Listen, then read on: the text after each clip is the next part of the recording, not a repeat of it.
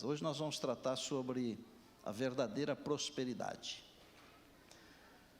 Antes de explicar um pouquinho sobre esse assunto, eu quero ler 2 textos bíblicos. Eles vão servir assim de suporte para a gente poder conversar um pouquinho. Trouxe a Bíblia? Está na mão? Deixa eu ver. Pode ser também uma Bíblia eletrônica, tá? Trouxe a caneta? Rúbia está aí? A Bíblia está aí, né? Tá bom. Aqui, está aqui a caneta, hein? Anotem, viu?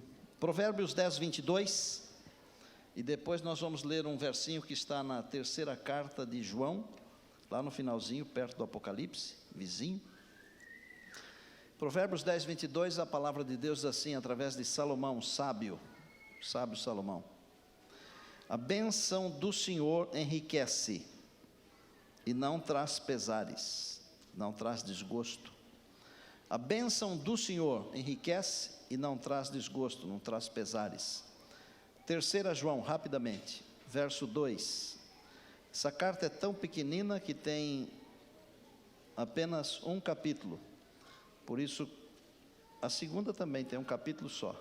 Por isso, quando a gente vai ler um verso de uma dessas cartas que tem um capítulo só, como Judas também tem um capítulo só, a gente diz assim, 3 João, verso 2. Ele escreveu essa carta foi endereçada para um amigo dele, chamado Gaio. Era mais do que um amigo. No verso 1 ele diz assim, o presbítero ao amado Gaio, a quem eu amo na verdade. Era verdadeiramente amigo, né? Verso 2, amado, acima de tudo faço votos por tua prosperidade e saúde, assim como é próspera a tua alma. Salomão diz que a bênção do Senhor enriquece e não traz dor de cabeça, não traz pesares, não traz sofrimento.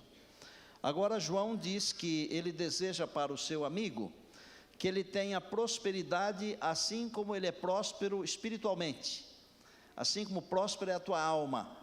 Dá a impressão que o assunto está misturado aqui, mas só dá a impressão, porque a verdadeira prosperidade, ela é muito mais do que o indivíduo ter sucesso financeiro.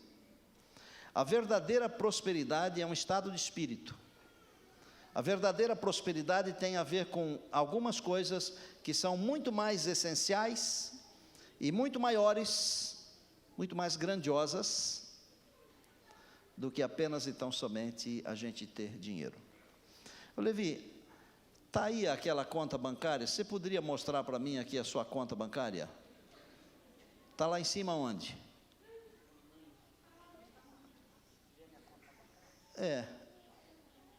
Ele foi me mostrar a conta bancária hoje, depois que eu preguei o sermão. Não está aí no celular? Mostra aí.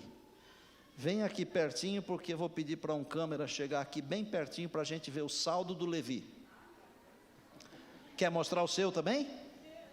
Hã? Qual o câmera 1? Você pode chegar perto de nós aqui para ver se dá para ver o saldo do Levi? Quem quiser ver, depois pode olhar no nosso site. Está abrindo a conta hoje. Sabe qual é o saldo bancário dele? Fala o nome do neto. Júlio César. E eu mostrei a minha conta hoje, mostrei a Olívia, né? No primeiro Olívia culto. Ao vivo, né? Mas o Júlio César está lá atrás, ele pode ficar em pé um pouquinho lá com a mãe, olha lá. Mostra aí. Vai buscar o Júlio lá, vai lá, rapaz, que é isso? A conta bancária tem que ser mostrada para todo mundo. Você está rindo, está achando assim, e eu acho muito bom que você dê um sorriso, porque enquanto você abre a boca para sorrir, eu enfio a palavra de Deus na sua boca. Eu falei sério, eu não falei para você rir não. Você está rindo por quê, Rafael? É verdade. Agora, se você fica assim, ó, o tempo inteiro, não dá para comer a palavra de Deus, está certo? Olha o Júlio César. Riqueza do Levi, gente, mostra aí para o povo de Deus. Você que está na internet, gente, a verdadeira riqueza é muito mais do que dinheiro. A verdadeira riqueza é gente. Olha que moleque lindo. Deus seja louvado. Não tem preço. Obrigado. Nos anos 50, nos Estados Unidos, e nos anos 80 no Brasil, apareceu uma teologia chamada de teologia da prosperidade. O que é a teologia da prosperidade? Não vou dar aqui um sermão inteiro sobre isso, porque eu não gosto de gastar tempo naquilo que não presta. Eu vou gastar tempo naquilo que é bom, que é a palavra de Deus. Teologia da prosperidade, ela ensina na sua base, é o arroz e feijão, tá? Que se você der para Deus, Ele vai dar para você. Quanto mais você der para Deus, mais Ele vai dar para você. Se você der tudo para Deus, Ele dará tudo para você. Como é, na verdade, que Deus enxerga esse assunto de prosperidade, esse assunto de dar e receber? Você está com a Bíblia na mão aí, a gente pode dar uma olhada rapidamente. A primeira vez que alguém aparece dando alguma coisa para Deus, entregando alguma coisa para Deus, está no Gênesis, no capítulo 14. Trata-se da história de um homem, naquele tempo ele chamava Abrão, depois se tornou Abraão. No capítulo 12 do Gênesis, Deus o chamou, e Deus falou para ele assim, olha a base da teologia, da verdadeira teologia da prosperidade.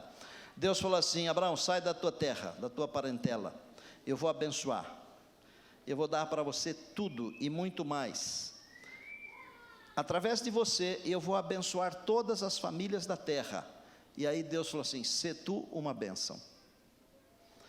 No capítulo 14, Abraão já tinha um sobrinho, e 5 reis chegaram em Sodoma, guerrearam contra Sodoma, levaram tudo de Sodoma, inclusive o sobrinho. Abraão juntou um monte de gente lá, homens fortes, como nós assim, e claro que eram fortes de verdade, porque trabalhavam só para isso. Nós temos que ser fortes intelectualmente no Senhor, e eles conseguiram derrotar aqueles 5 reis, e Abraão trouxe de volta o seu sobrinho com todos os seus bens. O rei de Sodoma saiu ao seu encontro, e quando eles estavam conversando, Abraão e o rei de Sodoma, veio um personagem chamado Melquisedeque, conhecido como o rei de Salém, alguém que representa o próprio Deus, e trouxe para que Abraão comesse e bebesse pão e vinho. E esse Melquisedeque, o rei de Salém, abençoou Abraão. E quando ele acabou de abençoar esse servo de Deus, o servo de Deus então devolveu o dízimo. Prestaram atenção ou não? Primeiro o Senhor abençoou e depois o servo retribuiu. Mais para frente um pouquinho, no capítulo 22, a segunda vez que aparece dinheiro na Bíblia, no aspecto de entregar alguma coisa para Deus, é uma história com Jacó. Jacó estava fugindo de casa, do seu irmão, da sua família. No meio do caminho Deus o encontrou, e a história que está ali é de Jacó tendo um sonho. Ele botou a cabeça num travesseiro de pedra, sonhou, viu uma escada, e nessa escada, por essa escada subiam e desciam anjos. Essa escada, no meu entender, representa o Senhor Jesus, que ligou de volta a terra com o céu com a terra. E então, Jacó falou o seguinte, Deus está nesse lugar aqui, eu não sabia, esse lugar aqui é a casa de Deus, e aquele lugar ele chamou Betel, casa de Deus, lugar de adoração. Aí ele falou o seguinte, se esse Deus que me aparecer aqui for comigo, se Deus for comigo, e me abençoar, Ele será o meu Deus. Se Ele me abençoar e for comigo, será o meu Deus. Depois, sabe o que ele falou? De tudo que me der, eu darei o dízimo. Na raiz da ideia da verdadeira teologia da prosperidade, Deus primeiro dá. Deus não pede primeiro, porque Deus sempre primeiro dá. Quem deu o primeiro passo no projeto salvação? Foi Deus. Adão pecou, se escondeu, Deus deu o primeiro passo, foi lá no Éden, ele estava escondido, atrás da árvore lá, escondidinho, aí Deus falou assim, onde estás? Foi atrás. Quem foi que deu o primeiro passo no caso de Abraão, que se tornou Abraão? Foi Deus, foi lá tirá-lo da terra da sua parentela, dos seus pais. Abraão, eu vou abençoar você, Eu vou dar tudo para você. Deus dá o primeiro passo. Quem é que foi atrás de Pedro? Foi Pedro que foi atrás do Senhor? Ou foi o Senhor que foi atrás de Pedro, lá junto ao mar da Galileia, logo depois de Pedro haver negado ao Senhor Jesus por 3 vezes? Foi o Senhor que foi atrás primeiro. Nós nunca damos um primeiro passo na direção de Deus, sem que antes Ele tenha já dado um monte de passos na nossa direção. Uma boa frase essa aí para os tuiteiros, né? Manda um tweet agora aí, para alguém que você ama. Nós nunca conseguimos dar vê se dá 100 e tantos caracteres, né? Deus sempre dá o primeiro passo. Eu tenho isso aqui na Bíblia, gente, está aqui na palavra de Deus. Agora, a teologia da prosperidade, que lamentavelmente é ensinada por aí, aqui não, é que nós temos que dar, porque se nós dermos, Deus verá a nossa fidelidade e Ele nos dará mais ainda. Essa teologia olha para a Bíblia como se fosse um contrato. A gente cumpre a parte da gente, Deus cumpre a dele. Deus já cumpriu a parte dele antes de eu cumprir a minha. A Bíblia diz que nós amamos ao Senhor porque Ele nos amou primeiro. Ele nos amou sendo nós ainda pecadores. Como é que eu poderia ter dado alguma coisa para Deus sem que antes Deus me desse primeiro? Nunca. Foi assim que Davi falou, está em Crônicas. Das tuas mãos tu damos. Nós devolvemos para Deus, mas é das mãos de Deus. Amados, a verdadeira teologia da prosperidade é Deus entregando e eu devolvendo para Deus.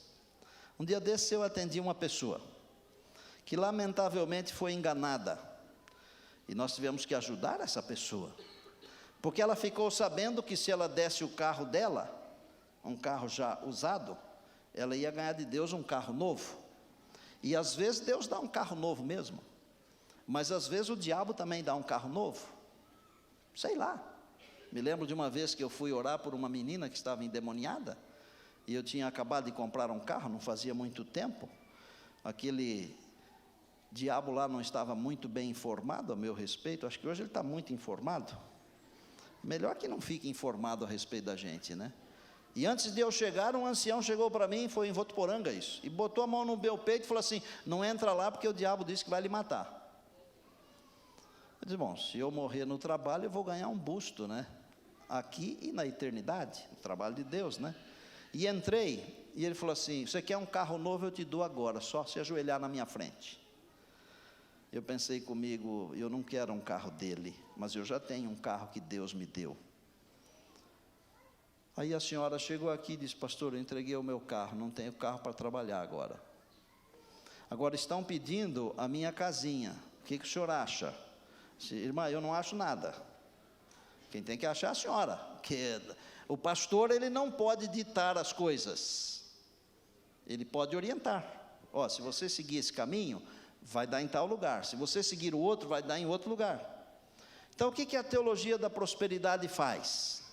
E eu não duvido que alguns recebam, mas normalmente são grandes igrejas, não denominacionais, interpretam a Bíblia do jeito que querem, e normalmente são lideradas por uma pessoa que deseja controlar a mente dos outros. A sua mente não deve ser controlada nem por mim, que sou o seu pastor. A sua mente deve ser controlada pelo Espírito de Deus, pela palavra de Deus. Deixe sua mente guiar pela palavra de Deus. Por isso que nós, e Deus, especialmente Deus, Ele não vê com bons olhos o hipnotismo, por exemplo, porque é uma mente dominando outra mente. Deus não quer isso. Deus nos criou seres individuais. Ninguém tem o direito de controlar a nossa mente, a nossa vida, a não ser o Espírito Santo de Deus, amém? Agora, como é que eu posso provar para vocês que Deus abençoa, mesmo que eu não tenha algo para oferecer? E nós não temos nada para oferecer, porque tudo que temos e que somos vem de Deus. Naturalmente a gente não tem nada para oferecer. Gente, vamos pensar bem. Se as pessoas não cuidarem da gente quando a gente nasce, a gente morre. Se a mãe não cuidar, dando mamar, limpando, dando banho, a gente morre. Não tem jeito, não sobrevive. Nós somos tremendamente dependentes, e eu vou trocar o tremendamente por eternamente dependentes. Nesta vida e depois na vida futura, seremos eternamente dependentes do nosso Deus. Por isso que nós vamos comer do fruto da árvore da vida. A palavra diz que o fruto, as folhas, eles são para a saúde. É provável que essa saúde signifique novos conhecimentos, crescimento, desenvolvimento, porque quando o Senhor vier, nós seremos transformados num corpo imortal, incorruptível, mas nós precisaremos crescer até a estatura completa da raça antes da sua queda, amém? Eu queria passar com vocês rapidamente um livro chamado Jó. Não vou passar o livro todo, mas vou dar algumas informações para vocês, e por estas informações vocês vão descobrir uma coisa: que a teologia da prosperidade, como é erroneamente ensinada, ela não vem dos anos 50 nos Estados Unidos, nem dos 80 no Brasil, é muito, mas muito, muito antes. A teologia da prosperidade, ela combina muito bem com pessoas que têm uma visão deturpada de Deus, mas ela não combina com pessoas que têm uma visão correta de Deus. Outra coisa, a teologia da prosperidade, como é ensinada, ela não combina com Jesus Cristo. A teologia da prosperidade, como é ensinada, ela não combina com os mártires. Combina? Não combina. Ela não combina com a igreja primitiva, não combina com a Bíblia. Vamos analisar rapidamente a vida desse homem. Capítulos 1 e 2, eu resumo para você agora. Primeiro, houve uma reunião, no capítulo 1. Essa reunião pode ter sido no céu, mas pode não ter sido no céu, pode ter sido num outro mundo criado de Deus, não caído. Porque Deus recebeu todos os presidentes dos mundos, recebeu os representantes e perguntou para Lúcifer, porque ele era o representante desse mundo. Ele usurpou esse planeta aqui das mãos de Adão e Eva. De onde você vem? Ele disse assim: eu venho da terra. Então não foi na terra a reunião, porque ele tinha saído da terra, de rodear a terra e passear por ela. Aí Deus falou assim: você viu ali o meu servo Jó? Falou: vi. Pois é, ele é íntegro, reto, temente a Deus, se desvia do mal. Deus avaliando alguém e dando essa informação é porque é verdade, sabia? Porque quando um amigo meu me avalia, ele me joga lá em cima. Agora, se é um inimigo meu que me avalia, ele me joga debaixo da sola do sapato. É assim ou não é? Mas Deus não me joga nem lá em cima, nem lá embaixo. Deus vê de maneira justa o que eu sou. E Deus é o único que pode ver exatamente o que eu sou. E eu posso enganar você aqui, sabia? Um ano inteiro. Mas eu não consigo enganar Deus. Não consigo. Jó era um homem de verdade, um homem rico, íntegro, cristão, religioso, fiel. Aí o inimigo falou assim: bom, senhor, ele é tudo isso porque o senhor dá tudo o que ele quer. A ideia, de onde vem a ideia de que a gente tem que ganhar as coisas de Deus, por isso tem que dar. O senhor dá tudo que ele quer, por isso que ele é assim. Não, pode tirar tudo o que ele tem e você vai ver que ele vai continuar me amando e me servindo, como ele serve sempre, com integridade, com retidão, com pureza, vai se desviar do mal. Aí o inimigo criou uma situação, tipo um tsunami assim, que num dia só desgraçou a vida do Jó. Foi tão terrível que perdeu tudo, perdeu a família, perdeu tudo. Nova reunião, capítulo 2. Aí o Senhor falou para o inimigo: e daí, de onde você vem? Da terra. E daí? Como é que é? Perseguiu lá o meu servo? Persegui. Acabou com ele? Não, quase. Mas ele ainda tem saúde. Então tira a saúde dele, porque a saúde é o seguinte: nós damos tudo o que temos e o que somos pela nossa saúde. A pessoa pode ser orgulhosa, pode ser prepotente, preconceituosa, mas se um dia o médico olha o exame e fala assim: ó, você tem câncer, a pessoa cai num buraco quase sem fim. Ó, não adianta a gente ser preconceituoso, orgulhoso, não adianta, vaidoso, não adianta. Porque no dia que morre, todo mundo cheira mal, igual. É igual. Não adianta. Ele tem saúde. Tira a saúde dele. E o inimigo veio e como que assim, jogando uma praga em cima do Jó, tirou a saúde dele. A saúde dele foi tão debilitada, tão estragada, que ele ficou todo coberto de úlceras, de tumores, acho que cânceres, sei lá o quê. Mas não foi só a saúde que ficou afetada. A família que sobrou, a esposa ficou tão doente, mas tão doente. Ficou com uma depressão tão profunda que começou a falar besteira. Já viu que às vezes a gente fala umas bobagens? Quando está com estresse. O estresse é terrível, depressão é terrível. E às vezes a gente precisa ser cuidadoso quando avalia, quando uma pessoa fala alguma coisa, porque a gente não sabe se ela está bem, se está em sã consciência. Às vezes falou aquilo lá porque é um desabafo, é a panela de pressão explodindo, sei lá. E a mulher ficou tão mal que ela falou uma coisa que não deveria falar. Falou para o marido assim: Jó, deixa de ser boba, amaldiçoa logo Deus e morra logo, acaba o sofrimento. Ela não sabia o que dizia, não sabia. A Bíblia diz o seguinte: em tudo isso Jó não pecou. Ser cristão quando tudo está bem é uma coisa, né? Ser cristão quando as coisas não estão bem é uma outra coisa. Por isso que os simples, eles dizem que uma coisa é uma coisa, outra coisa é outra coisa, né? É lógico isso, sabia? E é bem assim mesmo. Jó tinha uns amigos, que eu não sei se ter amigo daquele jeito é bom ou é ruim. Os amigos tinham a noção da teologia da prosperidade já naquele tempo. Chegaram para Jó e disseram: você está mal assim porque você tem pecado. Porque quem prega a teologia da prosperidade não aceita que uma pessoa que é cristã tenha problemas. Esquecem que a pessoa que é cristã está dentro de um arcabouço do conflito. E no conflito o Senhor Jesus disse em João 16:33, no mundo tereis aflições e tende bom ânimo que eu venci o mundo. Jó, você pecou, confessa logo o pecado. Vem um, ele faz, depois vem outro, Bildade, depois vem outro, Zofar, e os três massacram. Olha, cuidem com as maneiras de consolar as pessoas. E às vezes a gente quer consolar, a gente piora tudo. Você vai num sepultamento e querendo ser amável, foi Deus que quis assim, coitado de Deus, né? Não tem nada com isso. A morte é o resultado das tragédias desse mundo aqui. O indivíduo sofreu tanto, foi Deus que quis assim e tal. Não é isso que Deus quer, não. Deus quer vida, Deus quer saúde, Deus quer prosperidade, Deus quer bênçãos. Agora, no conflito, a gente enfrenta essas coisas.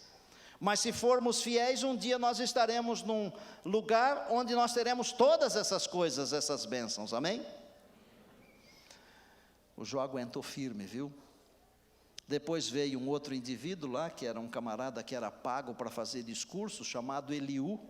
Ele deu uma equilibrada nas coisas, mas o que importa mesmo não são aqueles que pensavam errado de Deus e de Jó, e nem aqueles que fazem discursos equilibrados.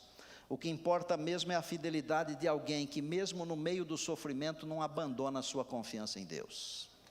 E num momento extremo assim, Jó desabafou. Sabe quando todo mundo fica no seu cangote assim, fica no seu pescoço, na sua jugular, querendo destruir você, e você solta uma pérola abençoada, ele disse: o meu Redentor vive, e por fim se levantará, e eu o verei. Confiava em Deus.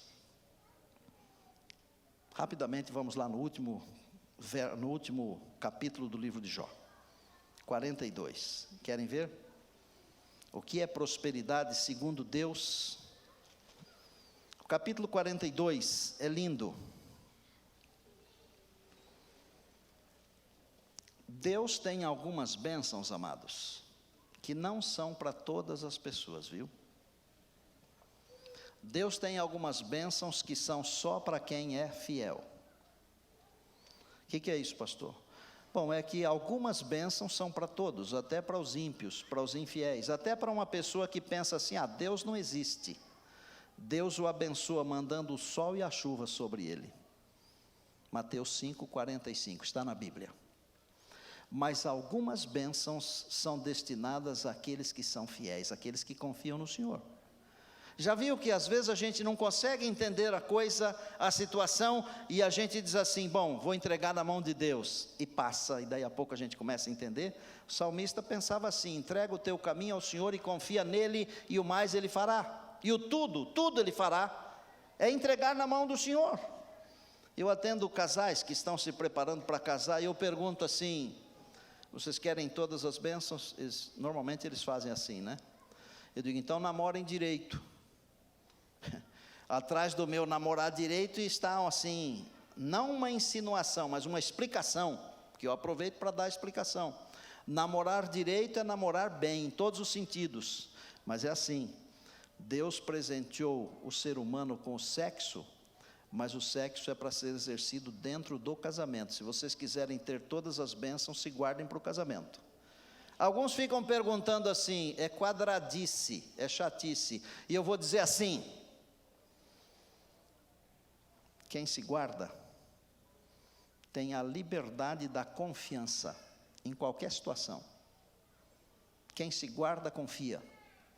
Quem não se guarda tem dificuldade de confiar. Essa é uma bênção. Quer todas? Siga o plano de Deus. Deus estabeleceu os seus planos na palavra. Esse assunto de abençoar as pessoas, para as pessoas serem ricas, poderosas, não é só riqueza financeira, é ser rico em todas as coisas. Quer ver? Jó não deu nada para Deus, não tem nada escrito aqui que deu antes para receber depois. Ele, quando estava na pior, ele nem tinha nada para dar. Ele teria dito para o pastor assim, pastor Estina, eu não tenho nem dinheiro para dar o dízimo, eu não ganho mais nada, acabou tudo, eu também não tenho dinheiro para dar oferta. E o pastor Estina diria para ele assim, primeiro Deus abençoa, para depois você dar. É o contrário do que se ensina por aí. Primeiro Deus abençoa, e Deus nos abençoa muito, Deus nos abençoa demais. Gente, nós estamos aqui hoje, nós somos um povo abençoado, diga aleluia, diga louvado seja Deus. Glória a Deus. Aí Jó começou a falar com Deus, porque Deus fez umas perguntas, né? Quando Deus pergunta é difícil a gente ter resposta, né? Mas aí Jó falou assim, Senhor, eu tenho convicção de que os teus propósitos, eles não falham. E eu tenho convicção de que nenhum dos teus propósitos pode ser frustrado. Eu dei uma ilustração no primeiro serviço, no primeiro culto, vou dar a mesma ilustração aqui. Quando Deus plantou o jardim do Éden, a Bíblia diz que Deus plantou um jardim no Oriente. A Bíblia fala os nomes dos rios que tinha no jardim. Esse plano de Deus, ele foi interrompido, desviado, seu curso foi desviado por um tempo. Mas quando Deus fizer novas todas as coisas, e que então houver um novo céu e uma nova terra, e que Deus for compartilhar a terra com seus filhos e as suas filhas, a cidade de Deus vai descer exatamente onde estava ou próximo de onde era o jardim do Éden. E o novo jardim do Éden, ele será mais glorioso do que o primeiro. Aí você me pergunta, como é possível, pastor? Porque no primeiro tinha uma árvore do conhecimento do bem e do mal, e no segundo jardim do Éden, nenhuma árvore do conhecimento do bem e do mal, amém? Amém. O pecado não se levantará pela segunda vez. Aí Jó falou assim, Senhor, eu sei que os teus propósitos não podem ser frustrados. E Deus tem um propósito para a vida de vocês. Deus tem um propósito para a vida de vocês. Se vocês apenas permitirem, Deus vai cumprir esse propósito. E o grande propósito é ver vocês um dia adentrando por uma das 12 portas da Nova Jerusalém. Deus quer me ver entrando por uma das 12 portas. Verso 5.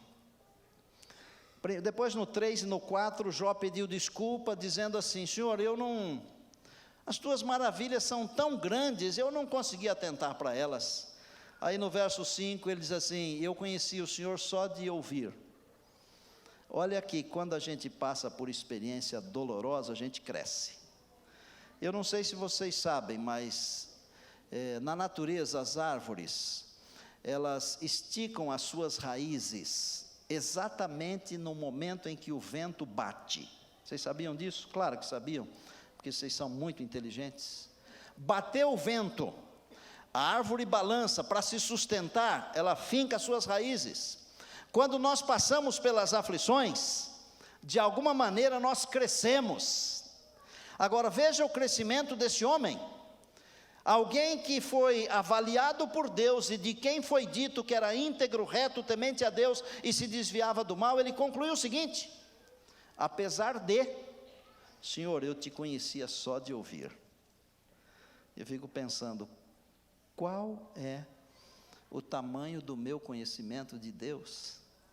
Se Jó, que era íntegro, reto, temente a Deus, se desviava do mal, concluiu que só conhecia de ouvir de longe. Falou assim: eu te conhecia só de ouvir, mas agora os meus olhos te veem. Deus chamou Elifaz, o Bildade e o Zofar e falou para eles assim: vocês falaram mentiras a meu respeito e a respeito de Jó, vão lá falar com ele, para ele interceder por vocês. E no capítulo 25, verso 31, ou 31, 25, mas acho que é 25, 31, a Bíblia diz que Jó era um intercessor, que ele sofria pelos necessitados. Agora, olhem aqui para mim, bem aqui. No momento, os amigos acharam que ele estivesse em pecado, por isso estava vindo aquela tragédia, porque não tinham a visão correta de Deus, é claro. Eles já tinham a visão da teologia popular, da prosperidade mortífera de hoje. No outro momento, Deus fala assim para eles: alguém tem que orar por vocês, e tem que ser o Jó. E eles foram lá, e o Jó orou por eles. E no verso 10, a Bíblia diz assim: mudou o Senhor a sorte de Jó enquanto orava, enquanto intercedia por seus amigos. Sorte na Bíblia não é só o fato de lançar sorte sobre o manto de Jesus, ou para saber quem que era o pecador, para jogar o Jonas na água. Sorte na Bíblia pode ser uma qualidade, porque a Bíblia diz que nasceu toda sorte de árvores, são qualidades, são espécies, mas a principal coisa da sorte é que sorte é um estado daquele que está debaixo da bênção de Deus. Mudou o Senhor a sorte de Jó. Como que o Senhor mudou a sorte de Jó? Querem ver? O Senhor deu, está escrito aqui na Bíblia, podem acompanhar comigo, nos versos 10, 11, 12, vai até o 17, eu não vou lê-los todos. O Senhor lhe deu tudo que ele possuía antes. Olha aqui para os meus dedinhos aqui, ó. Tudo que ele possuía antes, só que em dobro. Jó deu alguma coisa para Deus dar para ele? Jó entregou o carro, a casa, entregou alguma coisa? Não tinha nada, não tinha nem saúde para dar para Deus, nada, estava acabado. E o Senhor o abençoou grandemente, porque primeiro Deus dá. Deus quer falar para você que você é um filho amado. O filho não precisa dar nada para o pai. O pai dá tudo para o filho, não precisa dar nada. Você é uma filha amada, a filha não precisa dar nada para o pai dá tudo para a filha, amém? Maranata, você é uma filha amada do pai Rubens e do pai do céu, amém? Deus seja louvado. Deus deu tudo, mas Deus não deu só as coisas que ele tinha, não. Porque prosperidade segundo Deus não se resume a bens materiais. Deus deu a família, 7 filhos e 3 filhas, família. Agora, uma coisa que me impressiona, como Deus é, eu fico impressionado com esse Deus. A mulher, a mãe de todos esses filhos, dos 7 meninos e as 3 meninas, tinha passado por uma depressão profunda, doente. O pai desses 10 tinha passado por tumores, tinha passado pelo câncer. Eu não sei que tipo de quimioterapia que ele fez, mas eu sei de uma coisa: a quimioterapia não matou a sua capacidade de produzir os filhos. E as 3 meninas, segundo a Bíblia, como é que pode, né, Fernando? Pode falar isso no Mais Sucesso, viu? As 3 meninas eram as 3 meninas mais lindas do mundo. Como é que pode? É porque Deus mudou a sorte de Jó. Quando Deus muda a sorte de alguém, Ele muda para abençoar. Deus não tem interesse, não quer e não vai amaldiçoar. Ele quer abençoar. E a sorte é bênção. Tem mais. Ele viveu mais 140 anos felizes. Ele viu os filhos, os netos, os bisnetos, até a 4ª geração. A prosperidade, segundo Deus, ela vai muito mais longe. A prosperidade, segundo Deus, não é troca. A prosperidade, segundo Deus, é que Deus é um tremendo mão aberta.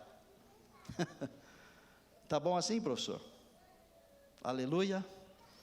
Escreva aí, Deus é um tremendo mão aberta, é o que Ele é. E os celeiros de Deus nunca se esgotam. Ele tem bênção sem medidas para o seu povo. Agora, por que Deus me abençoa? É aqui que vem o contrapé dessa tal teologia que é espúria. Ele me abençoa para que eu me torne uma bênção para as outras pessoas. Essa é a ideia de Deus. Porque quando eu me torno uma bênção para as outras pessoas, debaixo da bênção de Deus, eu alcanço o ápice da felicidade. Porque a felicidade não é ter coisas, a felicidade verdadeira é abençoar pessoas. Deus me escolheu para abençoar pessoas. Deus escolheu você para abençoar pessoas. Você sabe quem é o indivíduo mais famoso de toda a história do planeta? É um indivíduo que não teve dinheiro. Sabia? É um indivíduo que não teve casa. É um indivíduo que não tinha talheres de prata, nem porcelana. O camarada mais famoso de todos os tempos do planeta. Um indivíduozinho chamado João Batista. A comida dele era simples.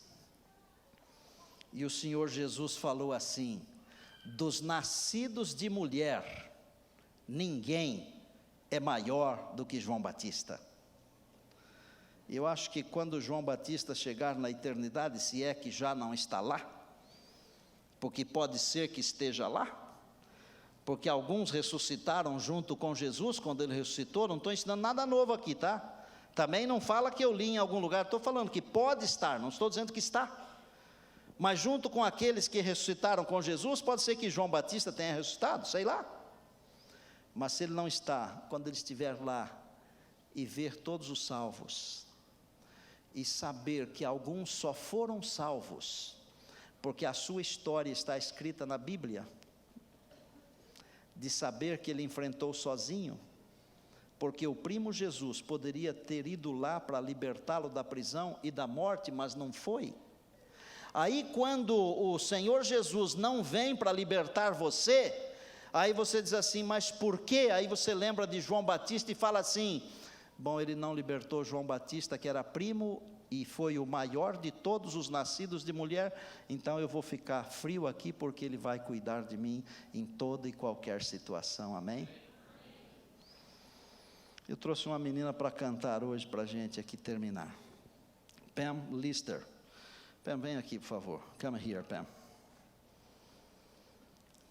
Thank you so much for coming, ok? Pam é uma serva de Deus, uma menina querida. Ela é canadense. Ela é uma obreira da igreja. Ela canta no Está Escrito do Canadá. Já cantou em vários lugares. Ela vai cantar uma música em inglês.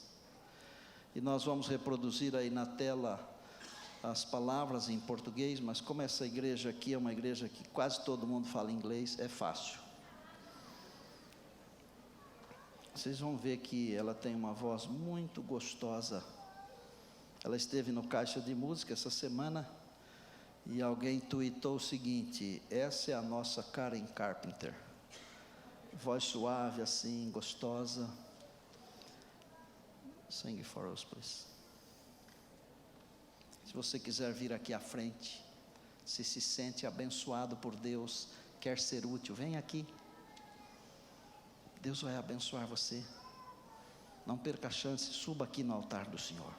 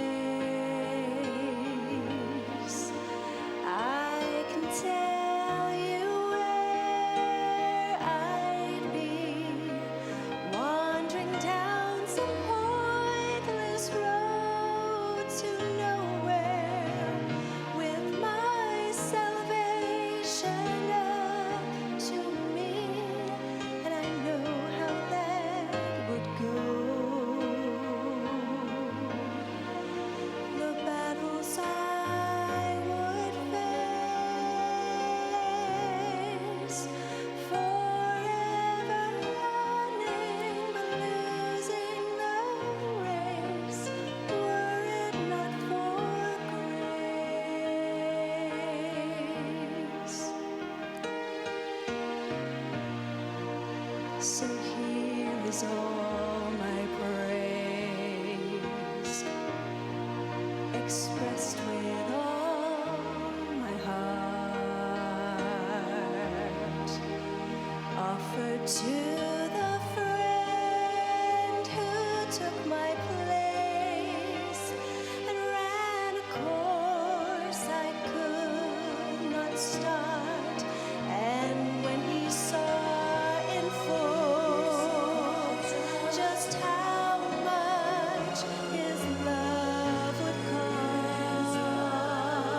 cost, he still went the final mile between me and heaven, so I would not be lost.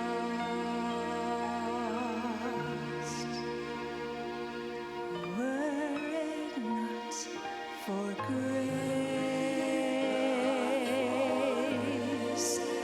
I can tell you where I'd be, wandering down some pointless road to nowhere, with my salvation up to me, and I know how that would go. The battles I would face, forever running but losing the race, were it not for grace. Forever running but losing the race, were it not for grace.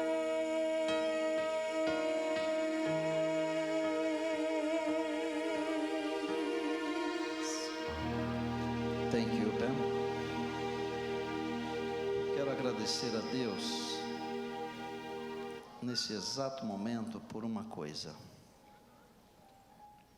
Porque eu não preciso comprar as bênçãos de Deus. Eu não preciso pagar pelas bênçãos de Deus.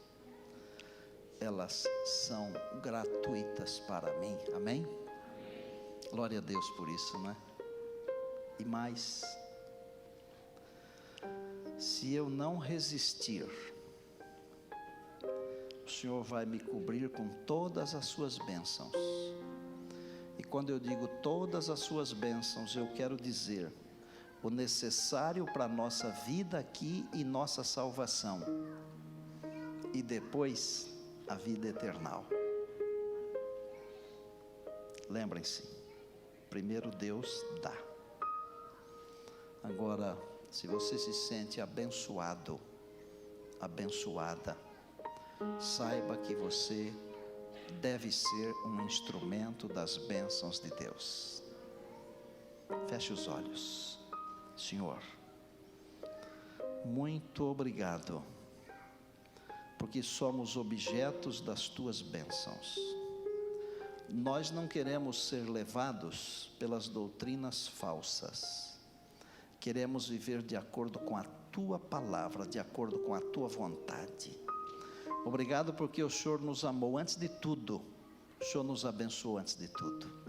Que nossa vida seja um preito de louvor e gratidão a Jesus. E que nossa grande realização neste mundo aqui seja abençoar pessoas. Entregamos a nossa vida no teu altar. Vai conosco para casa agora, Pai. Obrigado por tudo. Em nome de Jesus. Amém.